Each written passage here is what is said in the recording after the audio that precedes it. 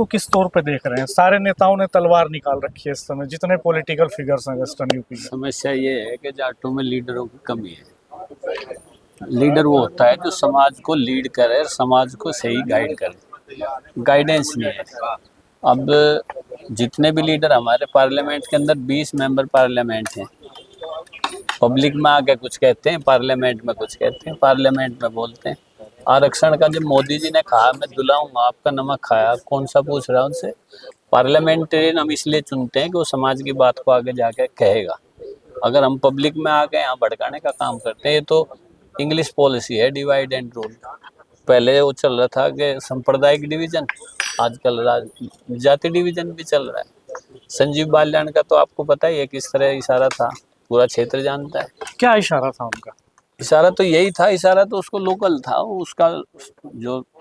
उसका खुद का मानना है कि भाई संगीत सोम ने मेरा विरोध किया, हरेंद्र बालियान का मदद की है। ये उनकी पार्टी पॉलिटिक्स हो सकती है, समाज की थोड़ा ही होती है। यानी संजीव बालियान एक मंच के जरिए जहां समाज के लोग जुटे थे, अपनी निजी पॉलिटिक्स को साधने में जुटे है, वो उनकी कमजोरी भी हो सकती है। वो हम हमारे संगठन में भी वो आते हैं, बोलते हैं। हमारे संगठन में, हमारे मंच पे तो कभी ये बात नहीं हुई ना। हम इस तरह के आदमियों को बुलाते हैं कि वो समाज को डिवीजन की बात करते हैं। हमने तो उनसे भी रिक्वेस्ट की, भाई मोदी जी ने, अमित शाह जी ने कहा आरक्षण दिलाओ ना, हमारे बच्चे बेरोजगार क्यों हो रहे हैं? अग्निवीर का कौन विरोध कर रहा है पार्लियामेंट? बालियान साहब तो लेके गए थे आप सबको उनके पास, अमित शाह के पास। अमित शाह के पास हम गए थे, अमित शाह ने बुलाया था, हम नहीं गए थे। जी, जी। संजीव बालियान जी हमारे साथ थे। जी। 2017 में तो वीरेंद्र सिंह जी जो हमारे मंत्री थे वहाँ पे, उनके घर में बैठक हुई थी। खुद अमित शाह जी ने कहा था कि भाई मेरी मदद करो तो मैं आपका मूंछ का बाढ़ ले जाऊँ, मदद करूँगा, आपको आरक्षण दिलवाऊंगा। क्या रहा, हमने मदद नहीं की। 2017 में, 2017 के अंदर आप लगा लो 70-80% जाट ने वोट दिया था अमित शाह को। योगी जी उसी के समर्थन से बने थे। क्या रहा, दोबारा चर्चा नहीं। उसके बाद भी बुलाए, हम उसको कहते भी रहे। अगली और बीमारी खड़ी कर दी कि भाई अब आपको ये अग्निवीर ले आए, बच्चे कहाँ जाएंगे? वैकेंसी आ नहीं रही। बच्चों में नशा प्रवृत्ति बढ़ रही। नशा प्रवृत्ति क्यों बढ़ रही? नशा प्रवृत्ति इसलिए बढ़ रही, घर घर आपने ठेके खोल दी। अगर आप गुजरात में बैन कर सकते हैं, यूपी में क्यों नहीं बैन हो सकता? बच्चों को बांट दिया, रोजगार रहे नहीं, कहाँ जाएंगे बच्चे? तो समाज कहाँ जाएगा? इस हमारे समाज का तो कृषि और जवान दो ही तो काम है। जिस तरह से डिस्क्रिमिनेशन हमारे बच्चों के साथ किया उन्होंने, अब समाज क्या उनको माफ करेगा इस बात को लेकर? जंतर मंतर पे देखा नहीं कि किस बुरी हालत में थे वो बच्चे। और इवन ओलंपिक गेम तक उन्होंने पीछा किया उस बच्ची का। ओलंपिक फाइनल में पहुंचने के बाद उसके साथ साजिश हुई है। तो ये कोई भूलने वाला समाज थोड़ा है, लेकिन बेकार है, आप कर रहे हैं। लीडर हमारे बैठते हैं पार्लियामेंट में, हम तो वहीं रहते हैं, रोज देखते हैं। 25 मेंबर पार्लियामेंट है, 5 राज्यसभा में, 20 यहाँ है। कौन सा बोल रहा है? अगर 25 गेट पे बैठ के आप बैठ जाए कि भाई हमारे बच्चों का क्या होगा? आरक्षण ये नहीं है। आरक्षण हम किसके लिए मांग रहे हैं? हम वीकर सेक्शन के लिए। ओबीसी में क्या है? Creamy layer. वो कहते हैं भाई जाट तो रईस हो गया, जाट रईस हुआ है, सभी रईस हो रहे हैं, हम तो उनका थोड़ा ही मांग रहे हैं। गाँव में जाके स्थिति देखो ना आप, क्या शादियाँ हो रही है बच्चों की? शादियाँ क्यों नहीं हो रही? कि सक्षमता खत्म होगी।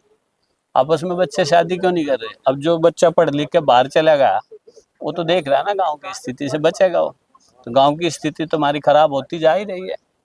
कितना हमारा बीघा मान लिए हम, एकड़ की तो बात खत्म होगी। अगर वेस्टर्न यूपी की बात करें, हरियाणा सारा अर्बनाइजेशन में आ गया।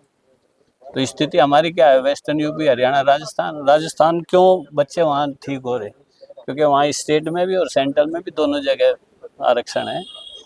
अभी एक मंत्री जी से हम मिले थे अभी पीछे, बहुत दिनों ज़्यादा नहीं हुए। हम और युद्धवीर, हमारा ग्रुप भी गया था। हमने कहा जी इस बात को आप उठाएं, आपने प्रोमिस किया था। उसने कहा था भाई मैं ये तो नहीं उठा सकता, लेकिन जो पार्टी पॉलिटिक्स है वो ये है कि वो आरक्षण के खिलाफ है। आरक्षण के खिलाफ है तो जी ठीक है, आरक्षण खत्म कर दो, हम भी आपके साथ हो लेंगे। बोला ये संभव नहीं। इसका मतलब तो आप हमारे विरोधी हो गए ना। जो मंडल कमीशन की रिकमेंडेशन थी कि सभी को, इस तरह की जो जातियां, समकक्ष जातियां, उनको ओबीसी का लाभ मिलेगा। ओबीसी तो बनाया इसलिए था ना। तो हमारे समकक्ष जितनी जातियां थी आपने आरक्षण में ले ली, हमें क्यों छोड़ दिया? क्या दुश्मनी है? तो इस तरह का व्यवहार है। तो इस तरह बच्चे बेरोजगार हो रहा, रोजगार मिलता नहीं, कहाँ जाएंगे? तो ये स्थिति, हम तो बीजेपी से भी कह रहे भाई, हम तो आपसे भी, हमें टाइम दिला दो, प्रधानमंत्री उनसे मिले जो ABCD नहीं जानते समाज की, उन्हीं से मिल रहे, हमें एक बार भी टाइम नहीं दे रहे। हमने जितने उनके जाट मंत्री हैं उनसे भी कहा भाई आप ही चले जाओ। तो इस तरह की स्थिति है। इसका हम अवेयर भी हैं और हमारा संगठन इसमें लगातार काम कर रहा है। इन्होंने कई जगह जाके, जैसे बेंगलोर में हमारा संगठन था, वहाँ कुछ लोगों को जाके बहकाया, मीटिंग करके आए, उन पे से अच्छे खासा अमाउंट भी ले आए। अब वो ढूंढ रहे, बोले भाई साहब पैसे ले गए। कौन ले गए? वही ले गए, पलसानी एंड कंपनी। कई जगह है जी FIR, हम भाई FIR से क्या हो जाएगा? बचो इस समाज से।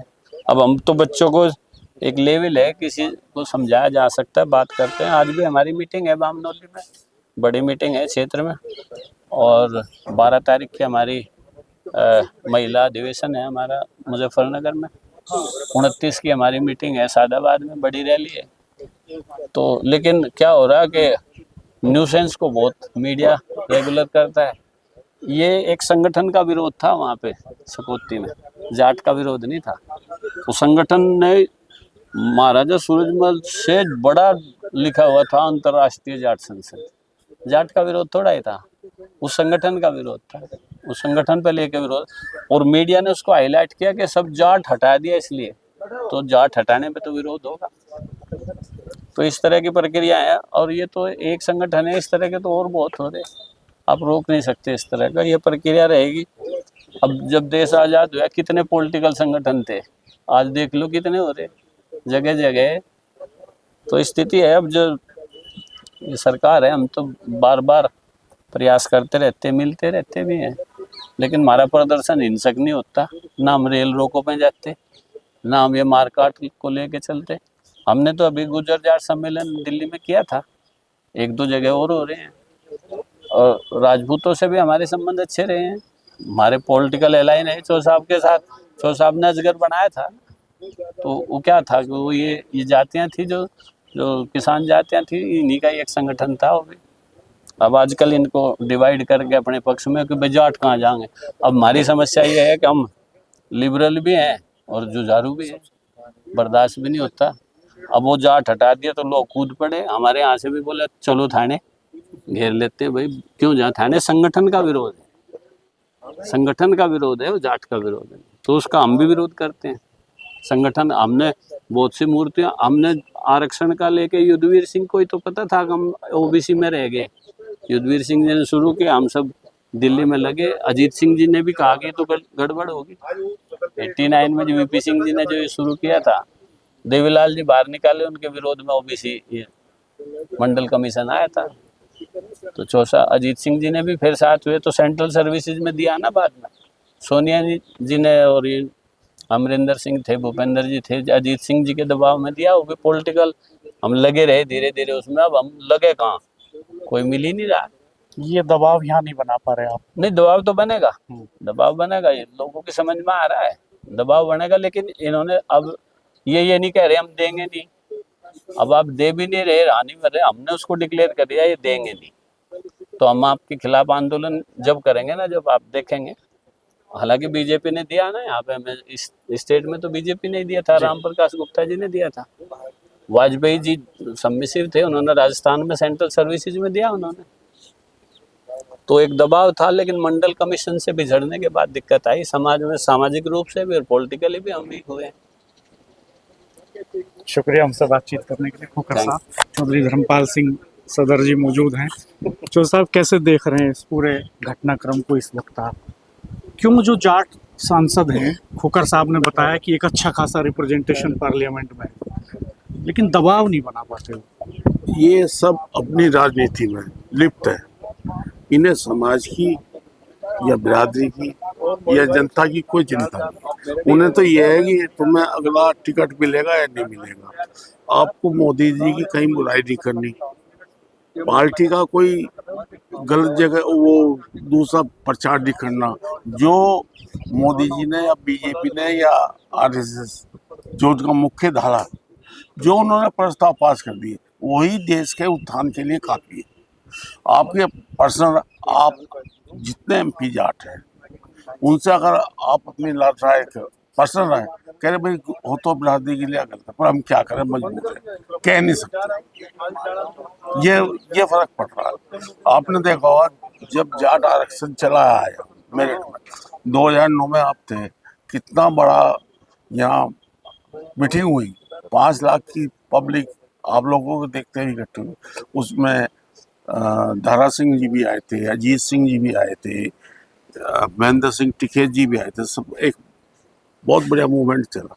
लेकिन बीजेपी के चंद आदमियों ने बीच में बढ़ के उससे तितर कर दिया।